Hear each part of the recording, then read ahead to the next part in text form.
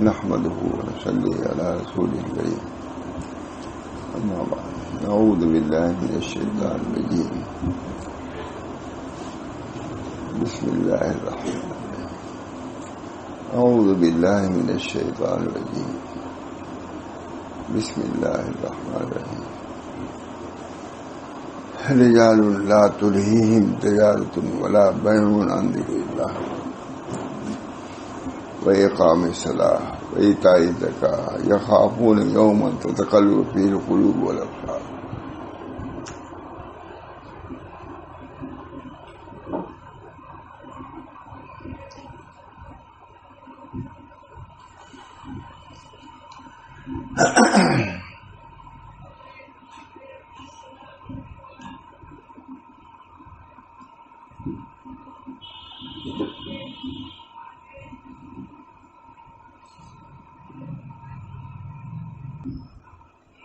فی بیوت، یعنی اللہ کا نور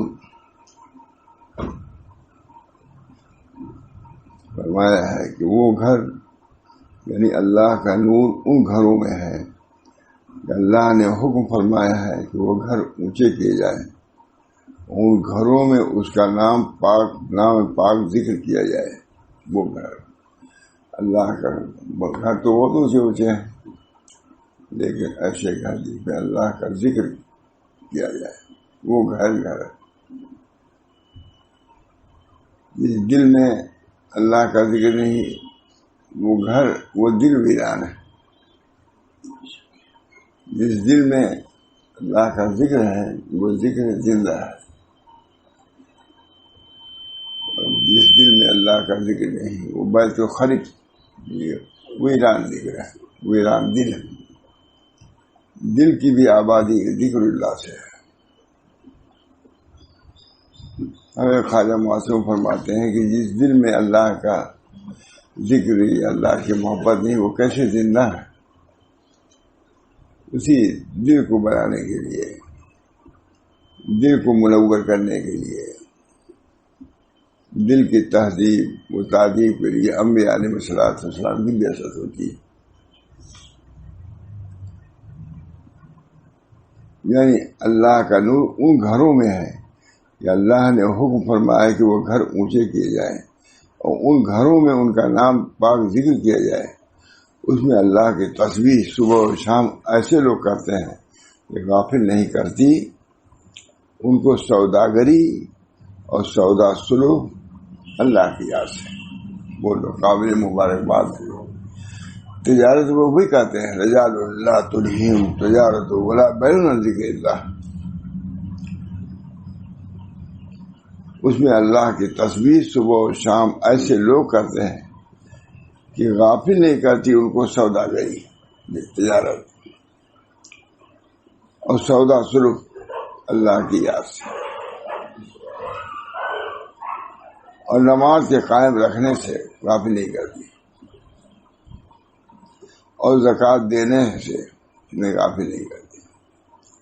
ڈرتے ہیں وہ لوگ ایسے دن سے کہ بدل جائیں گے ان میں قلوب و نگاہیں۔ یہ پوری تفصیل، تم کو کیا کرنا ہے، کیسے رہنا ہے، سب اللہ نے بیان کر دیا ہے۔ عام طور سے پوچھا وہاں کیا کیا جائے، علماء بھی پوچھتے کیا کیا جائے، تم کو نہیں معلوم کیا کیا جائے؟ دن رات تجارت میں، کاروبار میں، غفلت میں، ناچ گانے میں لگے ہوئے، کیا کیا جائے بھی پوچھ لے میں یہ کیا جائے۔ رجال لا تلہیہم تجارۃ ولا بیع عن ذکر اللہ وإقام الصلاة وإیتاء الزکاة یخافون یوما تتقلب فیہ القلوب والابصار۔ غفلت ہم سب کو غفلت۔ صحابہ یہ سن کر کے مستعد ہو جاتے تھے، ہم لوگ کہتے ہی سنتے ہیں اور گرتے ہی جا رہے ہیں، اونچے بڑھنے کا کوئی سوال ہی نہیں، الا ماشاء اللہ،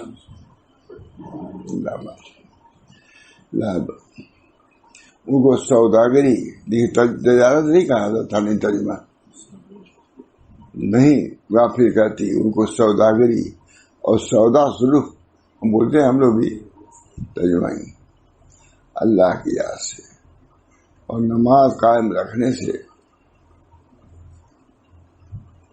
اور زکوٰۃ دینے سے ڈرتے ہیں وہ لوگ ایسے دن سے کہ بدل جائیں گے اس میں قلوب و نگاہیں، یہ قلب نہیں رہے گا،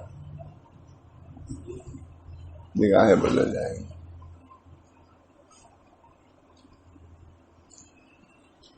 دوسری آیت بہت عمدہ لکھا آگے بڑھ، رجال صدقوا ما عاهدوا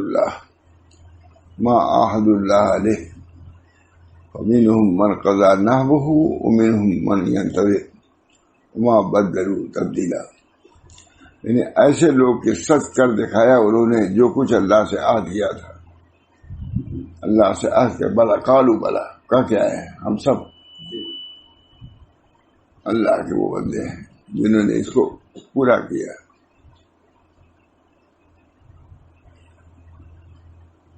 خالی دنیا ہی کام نہیں، یہ بھی ایک کام ہے، اس کو بھی سننا چاہیے، مگر اصلی دنیا کا وجود اسی لیے ہے، ایسی کو چھوڑا جا رہا ہے۔ رجال صدقوا ما عاهدوا الله، یعنی ایسے لوگ کہ سچ کر دکھایا انہوں نے جو کچھ اللہ سے عہد کیا تھا۔ پر بعضے تو ان میں وہ ہیں جنہوں نے اپنی منت کو پوری کر دی، بعض انتظار میں ہیں، انہوں نے عہد کو بالکل نہیں بدلا کرے۔ اس مضمون کی بہت سی آیتیں ہیں، اس مضمون کی بہت سی آیتیں ہیں، اور ایسے لوگوں پر گمان ہو سکتا ہے جن کو اللہ تعالیٰ نے اپنے رسول کی صحبت اور مخاطب قرار بنانے کے لیے پسند کیا ہے، رسول کی صحبت اور مخاطب قرآن بنانے کے لیے پسند کیا ہے۔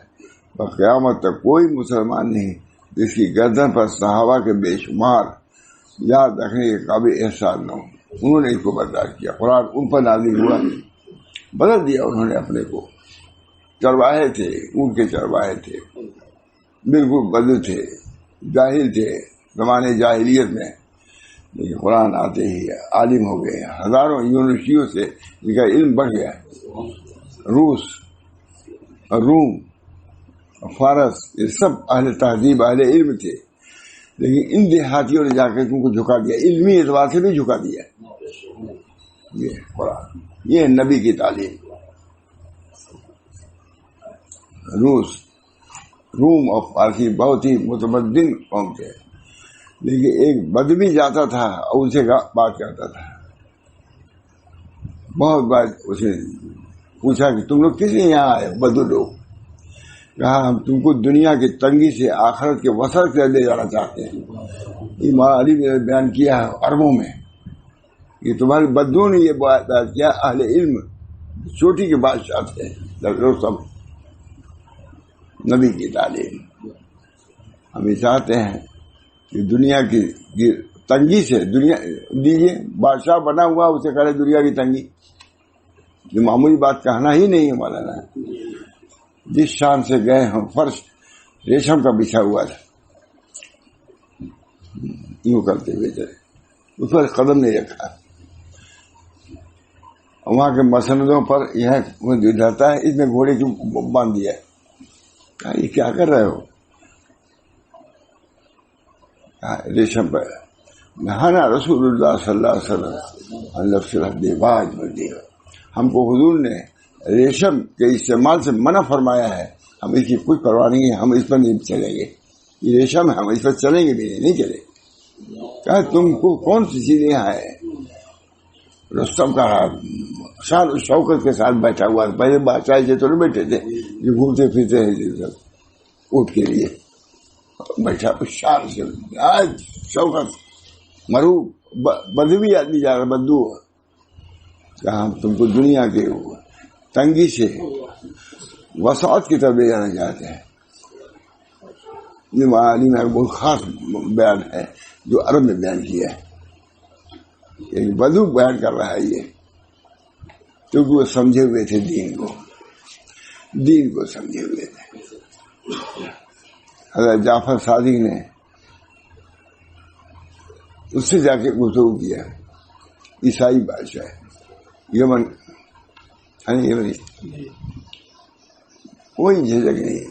یہ رسول تمہارا کیا کرتا ہے؟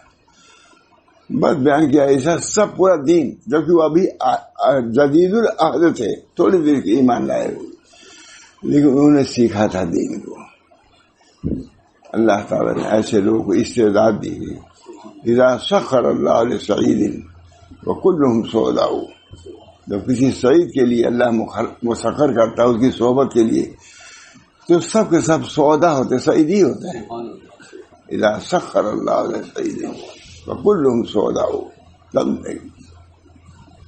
علم کے اعتبار سے بھی چوٹی پر اونٹ کے چرانے والا آدمی یونیورسٹی کے پروفیسر سے بات کر رہا ہے بادشاہ وقت پہ.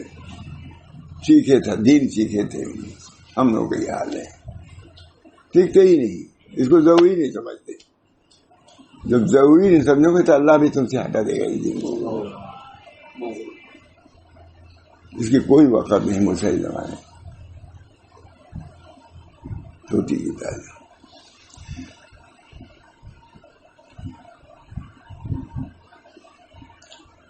اس مضمون کی بہت سی آیتیں ہیں، اور ایسے لوگوں پر گمان ہو سکتا ہے جن کو اللہ نے اپنے رسول کی صحبت اور مخاطب قرآن بنانے کے لیے پسند کیا. قیامت تک کوئی مسلمان نہیں جس کی گردن پر صحابہ کے بے شمار اور یاد رکھنے کے قابل احسان واقعات نہ ہوں. صحابہ اس دین کے لیے ترکو اوتارہم وہ بیوتہم وہ انہارہم، یہ وہ لوگ ہیں جنہوں نے اپنے گھروں کو چھوڑ دیا نبی کے لیے، اپنے وطنوں کو چھوڑ دیا، اپنے باغوں کو چھوڑ دیا، اپنے تمام کوٹھیوں کو چھوڑ کے مدینے کے آ کر کے جھپل میں رہنا گوارا کر لیا. حج کے نہیں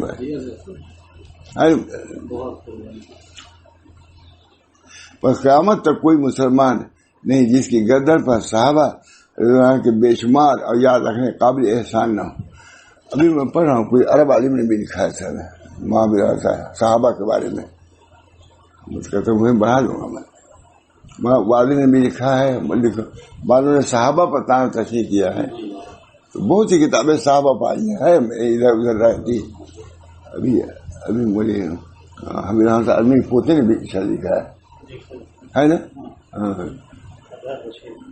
اظہر رشید صاحب بہت اچھا کر رہے ہیں، لیکن ان کا بھی پڑھیے. ایسے پر گمان ہو سکتا ہے جن کو اللہ نے اپنے رسول کی صحبت وہ مخاطب قرار بنانے کے لیے پسند کیا ہے. وہی شعر بہت اچھا، اذا سخر اللہ لسعید وکلہم سعداء.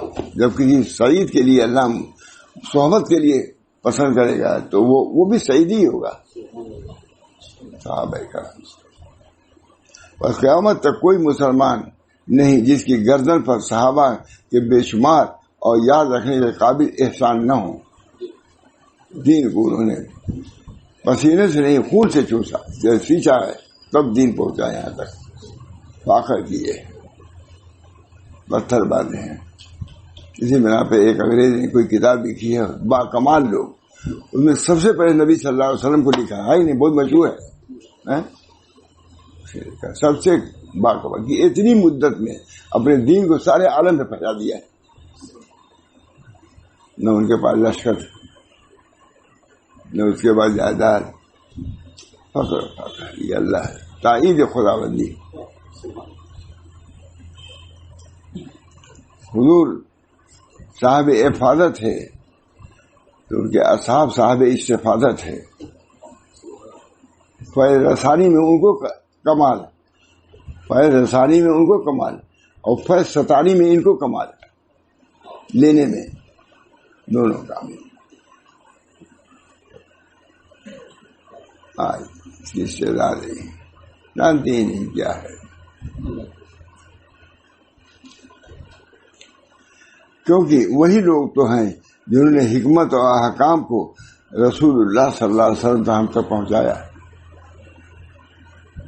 مجددی صاحب لکھ رہے ہیں کہ حضرت عثمان کو مطعون نہ کرو، کہ اگر عثمان مطعون ہو جائے گا سارا دن مطعون ہو جائے گا. ایک صحابی کو تم نے مطعون تانا دیا، ان کی خرابی مطعون ان کو اگر تم نے عثمان کو متون کیا، قرآن متون ہو جائے گا، پورا دن متون ہو جائے گا. متون میں تانا مارا. اللہ ہم سب لوگوں کو معرفت عطا فرمایا، صحابہ کی معرفت. بہت اچھی کتاب لکھا ہے. بس قیامت تک کوئی مسلمان نہیں جن کی گردن پر صحابہ کے بے شمار اور یاد رکھنے کے قابل احسان نہ ہو. منہ پھٹ لوگ بہت سے ہیں، انہوں نے کچھ کام نہیں کیا. نیک نام رفتگا ضائع مکن، تاکہ مانن نام نیکت برقرار. پہلوں کے نام کو ضائع نہ کرو تاکہ تمہارا نام باقی رہے. تم بھی مٹ جاؤ گے اگر ان کے مٹاؤ گے تو. انہوں نے کام نہیں کیا، انہوں نے کام نہیں کیا، تم کیا کام کیے؟ تشنی پیشہ ہے بہت سے لوگوں کا. ہم لوگ سامنے بات کر، کہاں گئے؟ تمہارا کام کہاں ہے؟ جو کہ دوسروں کے کاموں کی نفی کرے گا وہ کام ختم ہو جائے گا. خدا کا کام وہ تھا، صحابہ نے کیا ہے، تابعین نے کیا ہے. سمجھ کے بات کرو. نام نیک رفتگاہ ضائع مکن، تاکہ مانا نام نیکت پائیدہ ہے کہ نہیں. تمہارا اگر اپنا نام پائیدار چاہتے ہو تو دوسروں کے نام کو پائیداری سے نہ نکالو. بڑے غلط فہمیاں ہیں ہمارا علم سے دوری کی وجہ سے.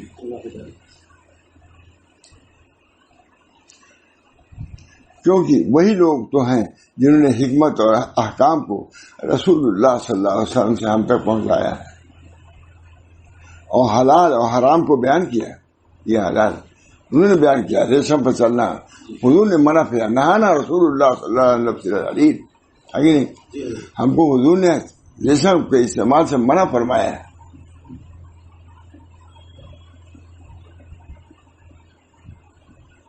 شاہجہاں کو کسی نے کہہ دیا ریشم پہننا بادشاہ کو جائے. ان کو استاد ملا جیون کو معلوم ہوا ان کے قول میں چلنا ہے. یہی ہے موجود. اب ہم لوگ گئے نہیں، ابھی پتہ ہی نہیں چل رہا تھا. ملا جیون نہیں ہے لکھنؤ سے پہلے، بہت تلاش کیا تھا، اب معلوم ہو گیا مجھ کو. نام نہیں گیا. ملا جیون نے کہا، جس نے فتویٰ دیا تھا شاہجہاں کو، پوچھا کسی نے ملا جی سے کہ بتائیے ریشم پہننا جائز ہے؟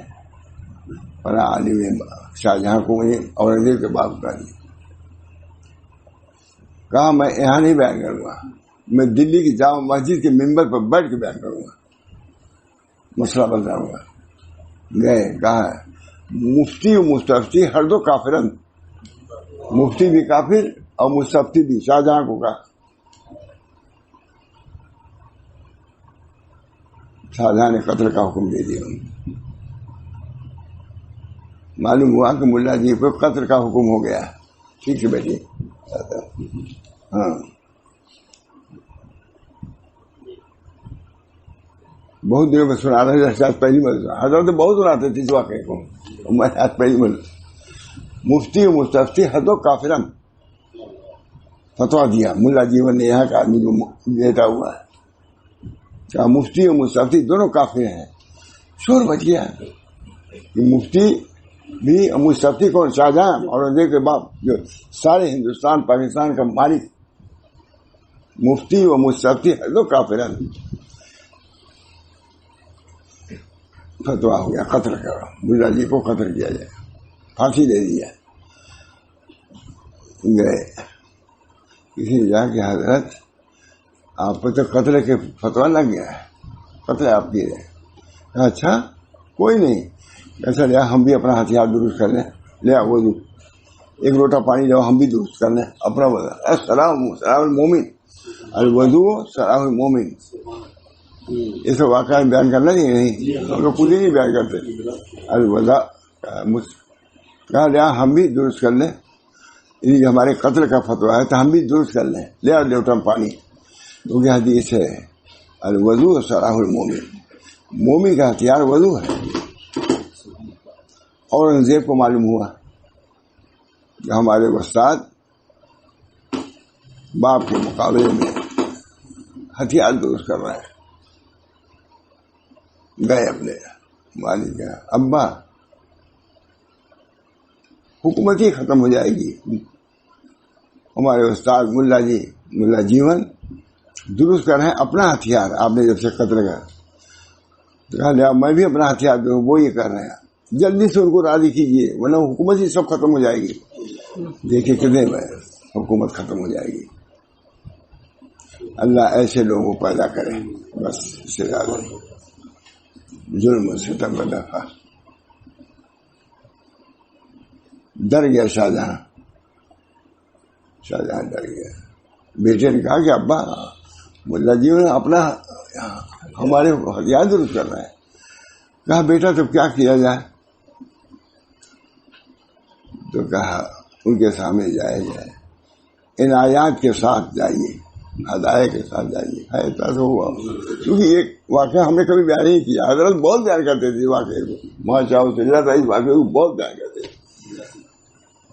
بہت بیان. کہا کیا کریں؟ کہا حضرت کیا جائیے آپ سے معافی مانگ لی.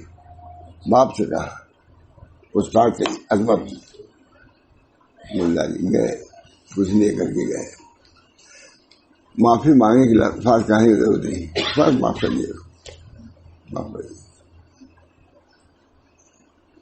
دیے. بہنا مفتی و مستفتی ہے تو کافرن. ترجمہ کیا ہے؟ جاؤ مسجد پہ. مفتی و مستفتی دونوں کافر ہیں. اب کتنے خلاف شریعت احکام ہو رہے ہیں، کسی مولوی کی مجال نہیں کہ کچھ کر سکے. بہت سے مسائل ایسے ہیں جو وہاں تھے اب یہاں بھی آ گئے، جائز ہو گئے. طریق قرآن کے خلاف سمجھ آئیے. طریقے پہ اس ملک اللہ تعالیٰ حفاظت کرنا ہے. آفت آتے دے نہیں رکھتی مجھا کچھ نہیں دے اللہ کے فرمائے بارہ. کیونکہ وہی لوگ ہیں جنہوں نے حکمت اور احکام کو رسول اللہ صلی اللہ علیہ وسلم تک پہنچایا ہے. حضرات صحابہ نے پہنچایا ہے.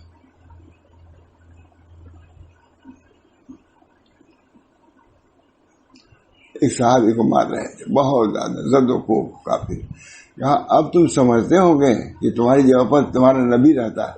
یہ تان کہا کہ جب ہم مار رہے ہیں تم کو چھلنی تو تم سمجھتے ہو گے کہ اب اس ہماری جگہ پر کون ہوتا ہے؟ نبی ہے. سمجھ نہیں تمہارا نبی رہتا ہے. کہا بخدا ہم یہ نہیں چاہتے، ہم تو یہ بھی نہیں چاہتے کہ حضور کو ایک کنکری بھی لگے. ہزار جان ہم کے لیے سپورٹ نصابر کر دیں گے. یہ کیا ہے؟ ایک جان ہے. یہ صحابہ کرام جو اٹھتا کچھ کہہ لیتا ہے. ایک صحابی کسی نے کہا کہ بھائی یہ بھوسی ہیں صحابہ کے، یعنی سب سے اخیر کو ہم لوگ بولے تھے بھائی یہ سب ختم ہو گئے، یہ بھوسی. کہا ہم میں کا کوئی بھوسی چوکر نہیں ہے، ہمارا ہر شخص خالص میدہ ہے. حضور کے ہم صحابہ ہیں، ہمارا کوئی فرض ناقص نہیں ہے، سب باکمال ہے. اللہ تعالیٰ نے حضور کی تعلیم سے ان کو کہاں سے کہاں پہنچا دیا ہے. اونٹ پر بیٹھنے والوں، چرانے والوں کو اللہ تعالیٰ نے تخت نشین. رستم معمولی بادشاہ نہیں تھا، ایران کا بادشاہ، بہت ہی شان شوکت کا بیٹھا ہوا تھا اپنے تخت پر، لیکن ذرا بھی جھکے نہیں. کہتے اس کے سامنے گئے، کہا تم کو دنیا کی مولانا کی تقریب بہت پسند کی، یہ لکھا بھی ہوا ہے. تم کو دنیا کی تنگی سے دنیا کے وسعت کی طرف، یعنی کہ آخرت کے وسعت سے لے جانا چاہتے. کب جب سمجھے رہے تب تو کہو گے، سمجھے ہی نہیں. حضرت جعفر سمجھے ہوئے تھے تب تو اس کے سامنے اہل علم میں سے وہ لوگ تھے، لیکن اپنے دین کی پوری وضاحت کیا، تشریح کیا. یہ ہے وہ یہ تعلیم دیتے ہیں، وہ یہ تعلیم دیتے ہیں.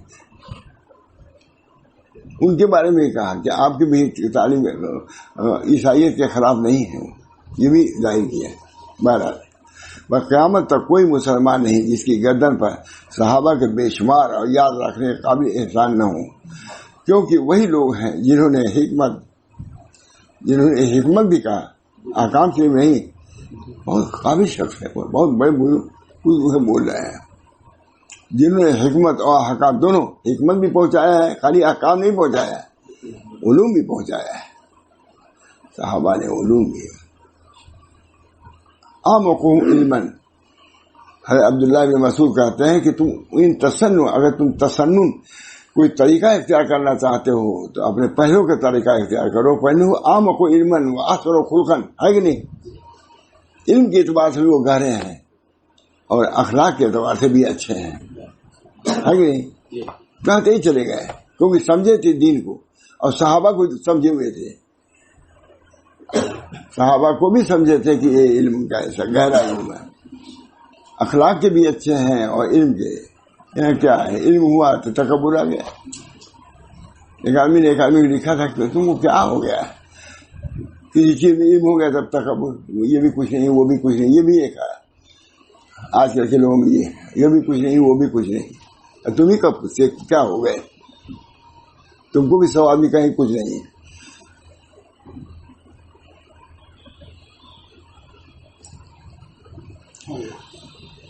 جنہوں نے حکمت اور احکام کو رسول اللہ صلی اللہ علیہ وسلم پہ ہم کو پہنچایا اور حلال و حرام کو بیان کیا. یہ حلال ہے، یہ حرام ہے.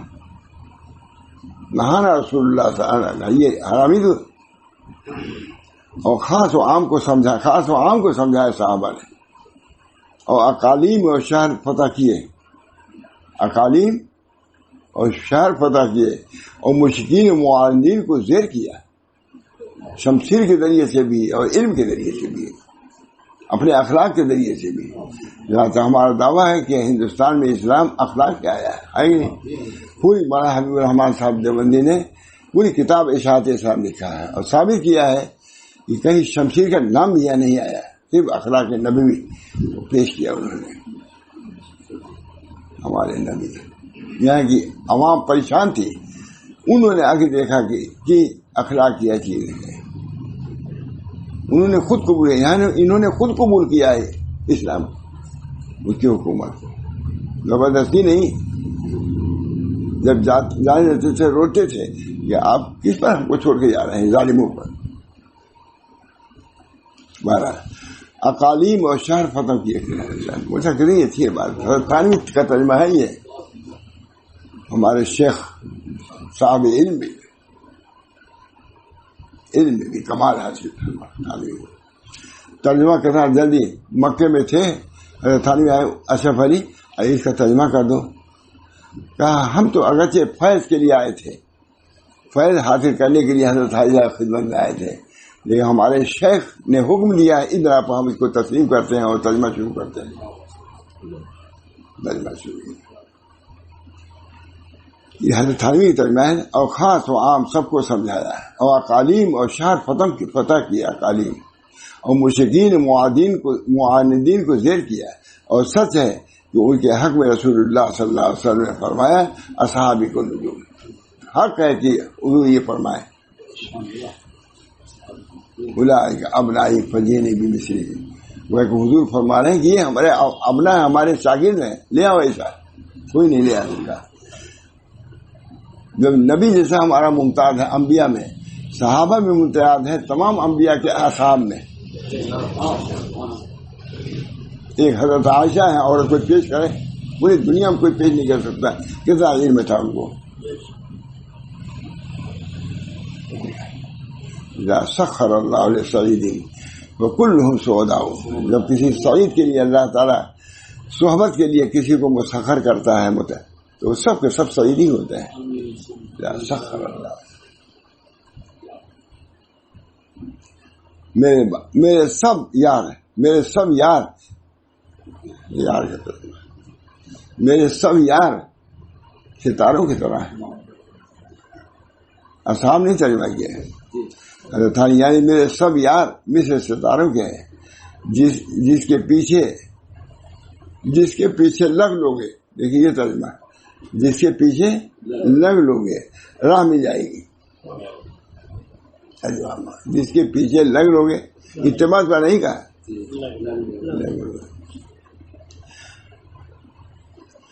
حق تعالیٰ نے پہلی آیت فرمایا محمد رسول اللہ والذین معہ صحابہ کا ذکر بھی. وہ رسول اللہ ہے اور جو ان کے ساتھ ہو یہ ہے صحابہ ہیں. اس کے بہت سے اوصاف فرمایا. یبتغون فضلا من اللہ رضوانا. صحابہ کی تعریف اللہ فرماتا چلا جا رہا ہے. خالی نبی ہے ان کو رسول اللہ کا اور ان کے بعد اصحاب کا ترجمہ. یبتغون فضلا من اللہ رضوانا. یہ ہے مولوی صاحب طریق اور یہ ہے تصوف, یہ ہے سلوک. اس کے علاوہ کچھ نہیں. یبتغون فضلا من اللہ رضوانا. قطر میں ہمارے داماد نے قطر میں تقریر کیا تو قطر والے علماء نے کہا کہ ہم اگر یہی تصوف ہے تو اس تصوف کو ہم مانتے ہیں. قطر کچھ علماء نے وہاں کے جو سب ندوی تھے اور وہ تھے سب یہی تھے. انہوں نے کہا کہ اگر یہی تصوف ہے تو ہم اس تصوف کو مانتے ہیں. یعنی وہ لوگ اللہ کے فضل و رضا کو ڈھونڈتے ہیں. یبتغون فضلا من اللہ. روزی نہیں ڈھونڈتے, روپیہ نہیں, جہاں نہیں, یہ ڈھونڈتے ہیں. وہ لوگ اللہ کے فضل و رضا کو ڈھونڈتے ہیں. بس اللہ تعالیٰ جو ان کے اسرار پر مطلع ہے, بس اللہ تعالیٰ جو ان کے اسرار پر مطلع ہے. قلوب کے حالات کو اللہ جانتا ہے صحابہ کے, اور ان کے باطن و ظاہر کو جانتا ہے. کیسے یہ صحابی ہیں, کتنا اپنے کو مٹائے ہوئے ہیں, کتنے علوم حاصل کیے ہوئے ہیں. وہ خبر دے رہا ہے کہ ان کو اپنے مقاصد میں دنیا مطلوب نہیں ہے. بس سب سے بڑی بات یہ ہے کہ وہ سب اللہ کے لیے سب کچھ کر رہے ہیں, دنیا مطلوب نہیں ہے. اور بجر رضا اور فضل خداوندی کے دوسرا مقصود ان کا نہیں. اللہ کہہ رہا ہے یبتغون فضلا من اللہ, اور اللہ تعالیٰ انہی کے حق میں فرما رہا ہے واصبر نفسک مع الذین یدعون ربهم بالغداۃ والعشی یریدون وجہہ. یعنی جم کر بیٹھا کر ان لوگوں کے ساتھ. اب صحابہ کی اتنی شان, نبی کی نہیں, صحابہ کو کہہ رہے ہیں ان کے صحبت میں جم کر بیٹھا کر. واصبر نفسک مع الذین یدعون ربهم بالغداۃ والعشی یریدون. اس کی کوئی قدر نہیں مولانا, اس کتاب کی بھی قدر نہیں, مضامین کی قدر نہیں, کوئی. بعض آتے ہیں بس دوسرے علوم کی تعریف کرتے ہی چلے جاتے ہیں, اس کو سنتے بھی نہیں.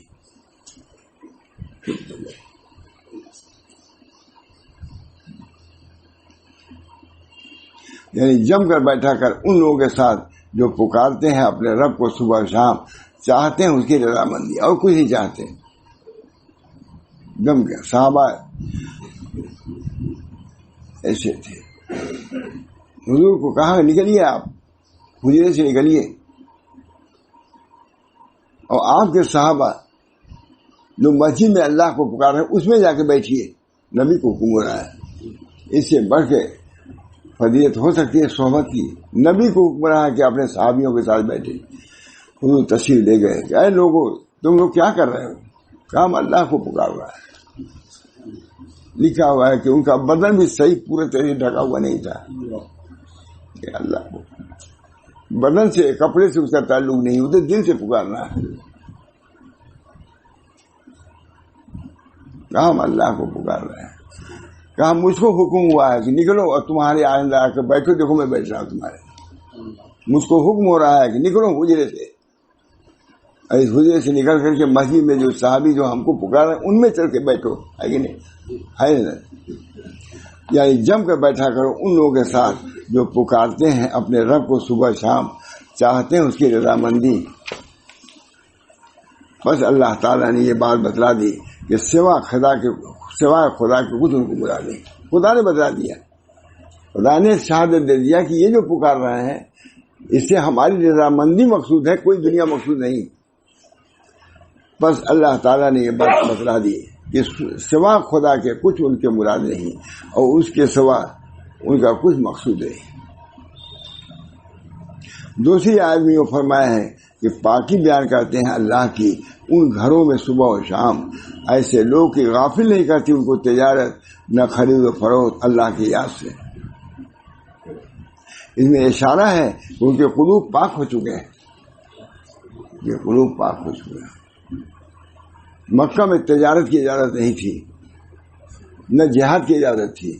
جہاد سے روپیہ ملتا ہے, اس کو بھی بند رکھا, اور تجارت سے آمدنی ہوتی ہے اس کو بھی بند رکھا، مجاہدے میں رکھا 13 سال تک۔ مکے میں نہ تجارت کی ضرورت، تجارت کی اجازت نہ جہاد کی اجازت۔ جب قلوب ان کے پاک و صاف ہو گئے پھر مدینے میں آئے اور کیسی کچھ تجارت کیا کہ دنیا میں اس میں بھی ان کا ایک امتیازی شان ہو گئی۔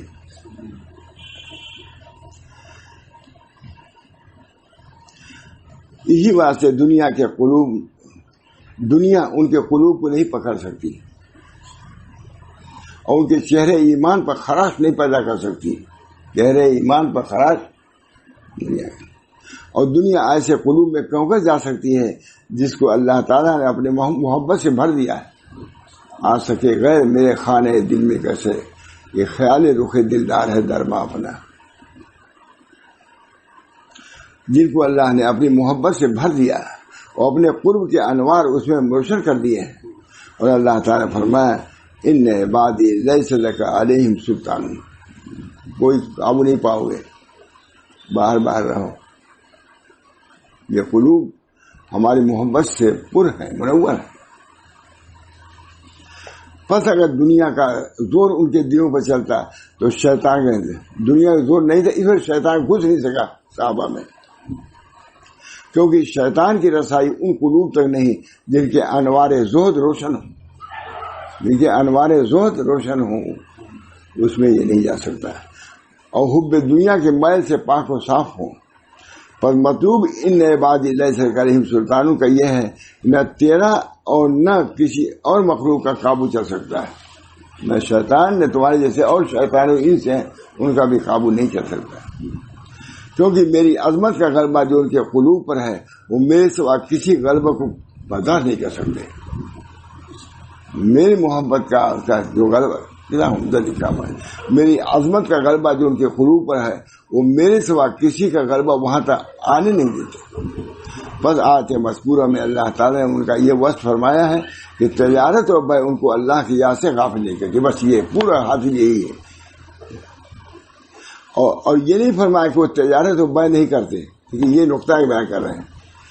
یہ کہا کہ تجارت کا اثر برا ان پر نہیں پڑتا، یہ نہیں کہ وہ تجارت نہیں کرتا، یہ نہیں کہا، یہ تعلیم کے جامعیت بیان کر رہے ہیں ماتا وہ بزرگ کہتے ہیں یہ ہوتا ہے کہ تجارت اور بیع ان کو اللہ کی یاد سے غافل نہیں کرتی، اور یہ نہیں فرمایا کہ وہ تجارت اور بیع نہیں کرتے، بلکہ اس آیت کے مضمون میں غور کرنے سے معلوم ہوا کہ بیع اور تجارت جائز ہے، بلکہ اولا ہے کرو، تاکہ یہ کیفیت تم کو اسی صورت میں ہوگی جب تجارت کرو گے، بیع نہیں کرتے۔ بلکہ اس آیت کے مضمون میں غور کرنے سے معلوم ہوا کہ بیع اور تجارت جائز ہے۔ کیا تم نے یہ بات نہیں سنی؟ اقام الصلاۃ و ایتاء الزکات، بس اگر غنا سے منع کرنا ہوتا تو ایتاء الزکات بھی نہ لاتے، پھر نماز کو کہتے۔ ایتاء الزکات کا مطلب یہ ہے کہ تجارت کرتے ہیں، مال ان کے پاس ہے اور زکات بھی دیتے ہیں، منع نہیں کرتے، معلوم ہوا کہ تجارت جائز ہے۔ تم نے کیا قول نہیں سنا اقام الصلاۃ و ایتاء الزکات، بس اگر غنا سے منع فرمانا منظور ہوتا تو سبب غنا سے بھی کہ بیع و تجارت سے منع فرما دیتے ہیں۔ دیکھو ایتاء الزکات میں جب زکات کا واجب فرمایا، اس سے صاف واضح ہوا کہ جن لوگوں کی اوصاف مذکور ہوئے وہ اس میں بعض غنی بھی ہوں گے، تبھی تو زکات آئے گی۔ فقراء کا کیا ذکر زکات سے تعلق؟ بلکہ اغنیاء تم میں بہت سے غنی ہیں جن کو زکات دینا، جن کے لوگوں کے اوصاف ان میں بعض غنی بھی ہوتے ہیں اور پھر بھی تعریف کے قابل رہتے ہیں۔ غنی ہیں کیونکہ نماز کو قائم کرتے ہیں، زکات دیتے ہیں، وہ قابل تعریف ہے، پھر فقراء کی تعریف نہیں ہے، جبکہ اپنے مولا کے حقوق ادا کرتے ہیں، اس مال میں مولا کے حقوق ہیں۔ عبداللہ بن عتبہ سے روایت ہے کہ عثمان غنی رضی اللہ تعالیٰ جس وہ شہید ہوئے ان کے خزانچی کے پاس 1.5 لاکھ دینار اور 10 لاکھ درہم تھے، اور عریش و خیبر اور وادی و قرا کے درمیان میں جو زمینیں تھیں جن کی قیمت 2 لاکھ دینار تھی، وہ حضرت زبیر کے ترکے کا 8واں حصہ تھا۔ ماتھاوی لکھ رہے ہیں اور پورا ترکہ 4 لاکھ دینار ہے۔ مترجم 1000 گھوڑے اور 1000 غلام چھوڑے، آئے تجارت یہ ہوا۔ عمر بن عاص نے 3 لاکھ دینار چھوڑے، اور عبد الرحمن بن عوف کا غنی ہونا اتنا مشہور ہے کہ ذکر کرنے کی ضرورت نہیں ہے، اور دنیا ان حضرات کے ہاتھ میں تھی، مگر سوچو دنیا ان حضرات کے ہاتھوں میں تھی، دلوں میں نہیں تھی، بس یہ بات، دنیا ان کے ہاتھوں میں تھی، دلوں میں، جب نہیں ملی تو صبر کیا، پورے مکے میں صبر کیا، 13 سال تک صبر کیا، سوائے ذکر و شغل دار ارقم میں پڑے رہتے تھے، ملا نہیں ملا کچھ نہیں، جب نہ ملی تو صبر کیا، جب ملی تو شکر کیا،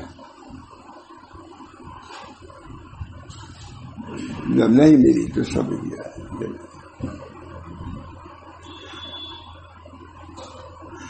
اللہ تعالیٰ نے ابتدائی عمل میں ان کو فاقے میں مبتلا کیا، یہاں تک کہ ان کے انوار کمال کو پہنچ گئے، فاقے کی وجہ سے ان کے انوار کمال کو پہنچ گئے۔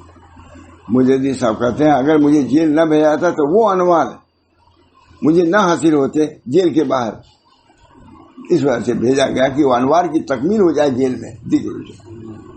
صحابہ کو یہی شان، یہاں تک کہ ان کے انوار کمال کو پہنچ گئے اور اسرار پاک ہو گئے، باطن سب پاک ہو گئے، پھر ان کو دنیا دی، اس کے بعد دنیا دی اللہ نے، کیونکہ اگر پہلے ہی مل جاتی تو شاید اس پر اثر کرتی، جو کہ بعد تکمیل ہو کے ملی، بعد تمکین کی بات ملی، اسے دنیا نے ان پر کوئی برا اثر نہیں چھوڑا، اور اگر پہلی مل جاتی تو ہو سکتا ہے اس میں پھنس جاتے،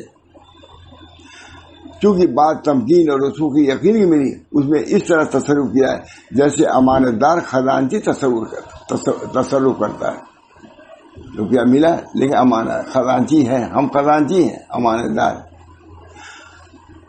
اور یعنی خرچ کرو، اللہ تعالیٰ نے یہ یعنی خرچ کرو اس چیز سے جس میں تم کو خلیفہ بنایا گیا، خلیفہ نہ مالک نہیں کہا، مستغرقین کہا، مالک ہر شے خدا، میں نے بتایا نا پہلے ہم لوگ 1-2 پڑھتے ہیں، ہر جگہ کتاب پر لکھتے مالک ہر شے خدا، اس زمانے میں معلوم فارسی کے لفظ، میرا بھائی کتاب بڑھا دیتے ہم دکھا دیتے مالک ہر شے خدا، یعنی خرچ کرو اس چیز سے جس میں تم کو خلیفہ کیا ہے۔ حاصل یہ کہ مالکانہ تصرف نہ کرتے تھے بلکہ چاکرانہ کرتے تھے، امینانہ کرتے تھے۔ اس مقام سے معلوم ہو گیا ہوگا کہ اول عمر میں جہاد کرنے سے اس سال میں کم مراد کی گئی، کیونکہ اگر مکے میں جہاد کرتے تو روپیہ ملتا، اس وقت وہ اس لائق نہیں تھے کہ عمارت کو قبول کر کے وہ آگے بڑھ سکتے جی۔ جب ان کے قلوب انوار سے پر ہو گئے تب اس کے بعد کہتی دنیا آگے پیچھے کچھ ان کو پرواہ نہیں،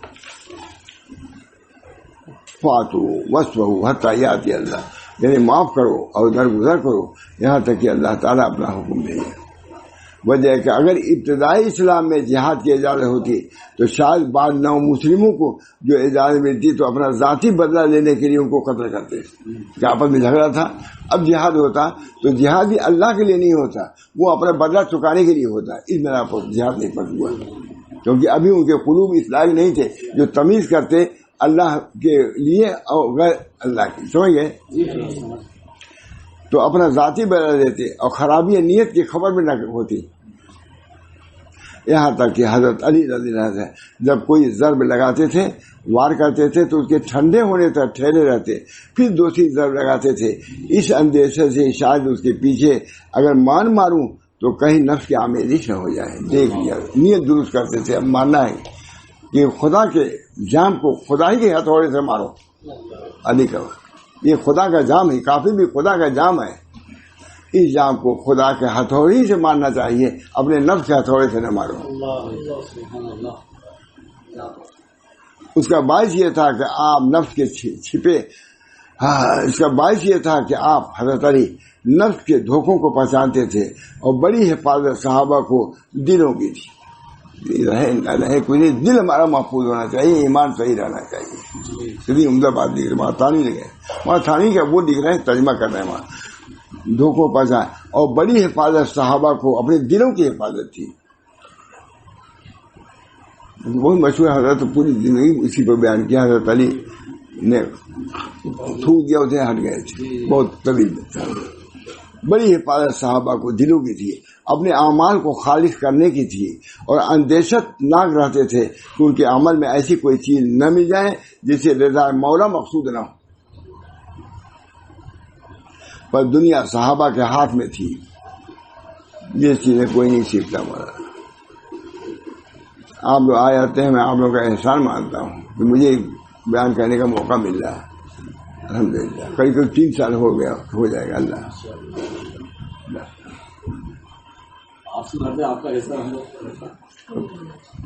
اپنے عوام اور اندیشہ ناک رہتے تھے کہ ان کے عمل میں ایسی چیز نہ مل جائے جس سے رضا مولا مقصود نہ ہو۔ حضرت علی نے جب چھوڑ دیا اس کو مختصر تو اسے کہا کہ ہم نے تو تمہارے سامنے ظلم کا بیج ڈالا تھا، کیا بات ہے تم نے چھوڑ دیا ہم کو؟ بتا تم نے یہ کس سے حاصل کیا؟ کہا چلو لے چلتے ہیں۔ اب لے گئے حضور صلی اللہ علیہ وسلم پاس لے گئے، یہ نہیں کہ میرا اپنے طرف نہیں منسوخ کیا، کہا تم نے کس سے سیکھا؟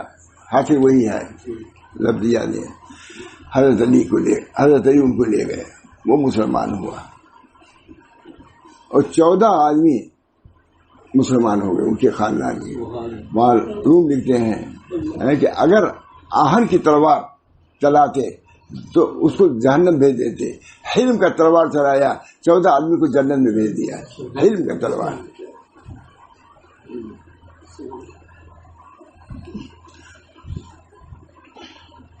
پر دنیا صحابہ کے ہاتھ میں تھی نہ دلوں میں، اور دلیل اس کی یہ ہے کہ صحابہ دنیا سے علیحدہ رہتے تھے اور دوسروں کو اپنے نفس و مقدم رہتے تھے۔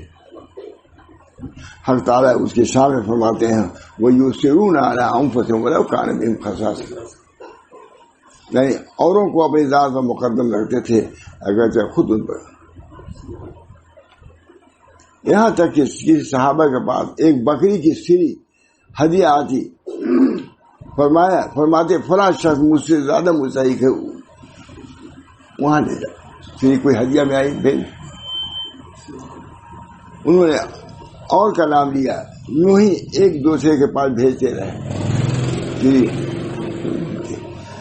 یہاں تک 7-8 آدمی میں گھوم پھر کر پھر پہلے صحابے کے پاس آ گئی، یعنی مجھ کو ضرورت نہیں۔ صحابہ بہت مشہور واقعہ ہے کہ ایک صحابی پیاس لگی تھی بہت زیادہ، پانی مانگا، کسی نے کہا مجھے بھی، کہا مجھ سے زیادہ یہ پیاسا ہے، وہاں گئے، انہوں نے کہا مجھ سے زیادہ یہ پیاسا ہے، 10 ہیں، یہ روایت ہے۔ جب پھر لوٹ کے آئے سب انتقال کر چکے تھے۔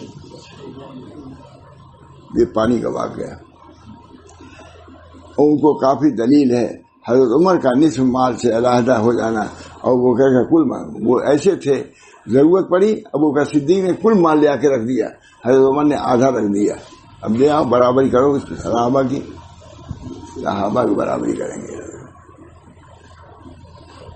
کوئی مال رکھا نا ابو بکر صدیق نے، حضرت عمر لے آئے آدھا، سمجھے کہ میں آج ابو بکر صدیق سے بڑھ جاؤں گا، آدھا لے آیا، دیکھا وہاں پورا مال رکھا ہوا ہے، کہا میں کبھی اب بڑھ نہیں سکتا ہوں، ابو بکر صدیق سے کبھی بڑھ نہیں سکتا۔ حضرت عمر کا نصف مال سے علیحدہ ہو جانا، ابو بکر صدیق کا کل مال سے علیحدہ ہو جانا، عبدالرحمن بن عوف کا 700 اونٹ لدے لدائے دے دینا، حضرت عثمان کا جیش تبوک کے لیے سامان کر دینا، بہت سے عمدہ کام اور اچھے حالات ان کے منقول ہیں۔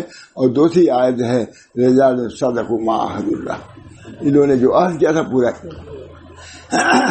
اس میں اللہ تعالیٰ نے ان کے پوشیدہ صرف کی خبر دی، اللہ نے خبر صدقو، سچے ہیں یہ لوگ، انہیں کہ خود کہ ہم سچے ہیں، خدا جس پر سوائے اللہ تعالیٰ کے کوئی متعلق نہیں، خلوص کو کوئی نہیں جانتا سوائے خدا کے، دل کی بات۔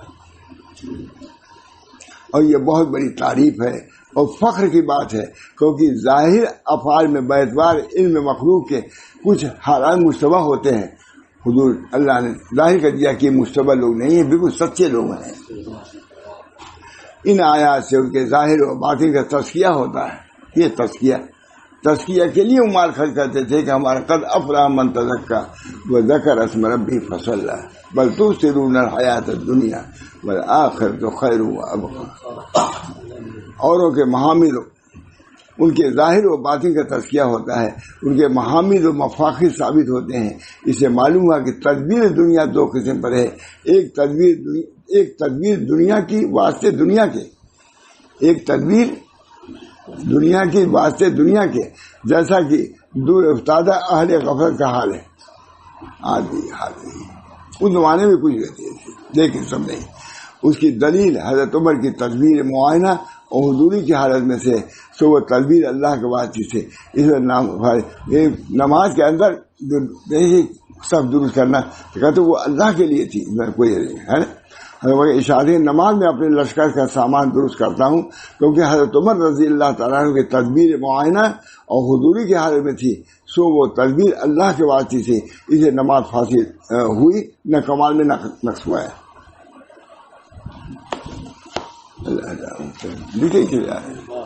اللہ تعالیٰ ہم سب لوگوں کو اخلاص کی دولت سے نوازے۔ دنیا کی کہیں نفی نہیں کیا ہے، بلکہ اغنیاء صحابہ کا ذکر کیا ہے، ایسے غنی تھے لیکن انہوں نے اتنا خرچ کیا، انہوں نے اتنا کہا کہ یہ بھی لکھا ہے، تم کہاں خرچ کیے ہو؟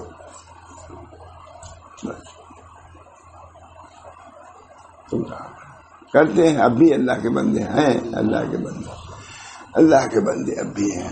اللہ اسے مدارس کیسے چلتے بتا، یہ تھوڑا سا اور زیادہ خلوص کی ضرورت ہے۔